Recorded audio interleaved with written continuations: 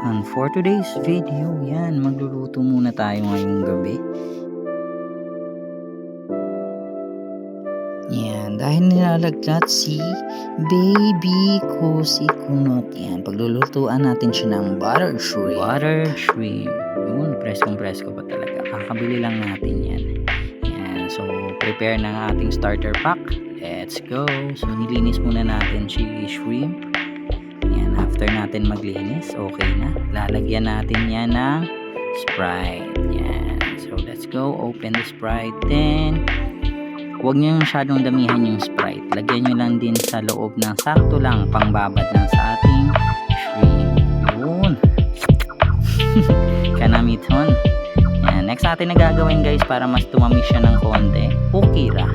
Lagyan nyo ng asukal. Yan. Para sa mas matamis na pagmamahal. Yun. Dahil naiinis ako. Ang dami-daming lamok. Lalagyan natin ng super katol. Dapat sa super katol may combine yan para mas maging effective yan. Dapat yung lalagyan mo is bote ng patayin muna para for safety purposes. Ilagay sa red horse yan. After mo ilagay sa red horse yan, ibaba mo sa baba kasi sobrang daming lamok eh. Hindi ako makapagtadtad ng mabuti ng bawang. Let's go. Ukira. Yan. Next na gagawin natin after ko nang basagin yung mga bawang yan. Binabad pala natin within 5 minutes yung shrimp natin dun sa Sprite. Then, ilalagay na natin sa sangkalan. Yan. Open the sangkalan. Yan. Siyempre, wag nating lalakasan yung apoy kasi siyempre ikaw lang mag-isa. Hindi naman pwede sobrang lakas para matansya mo lang yung pagkakaluto. Huwag nyong lulutuin ng mabuti. 5 minutes lang. Yan. After kong magtadtad ng bawang, chinek uli yung aking sangkalan. Kung yan, namula-mula na si Umaring Hipon. Yan. Yan, chinek na natin siya. Yan, check natin yung medyo nagpula-pula na siya. Inantay lang natin konti na pumula na lahat totally. Yan, so maghintay-hintay lang tayo ng kaunti. Then, after a minute later, yun, namula na siya. So, pwede na yan tanggalin mga bossing. Yan, next natin na gagawin, ukira. Yan, magluluto tayo, mag-prepare tayo ng sauce. So, nilagyan muna natin ng butter, then tinunaw sa kalaha. Yan, nung natunaw na, ready na ang ating butter. So, medyo mainit-init na siya. Lalagyan na natin ng magic bawang. Ding ding ding ding. Yan, nilagay na si magic bawang. Ayan na po mga kaibigan. Yan.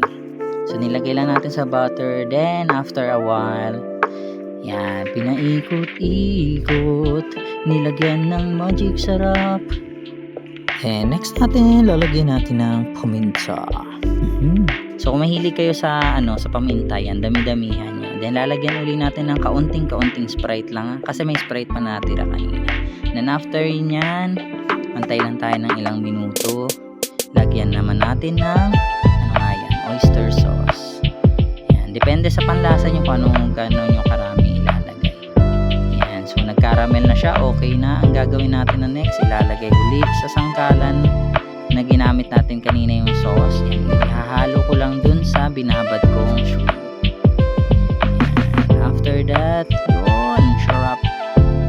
Pinaikot-ikot ko lang. Nung nagkaramel na at medyo okay na para sa akin. Yan. Depende sa tansya nyo kung gusto nyo ng cook or half cook lang. Lalagyan ko ng pangpaanghang kasi matapang kami. Yan, matapang. Pinaikot-ikot.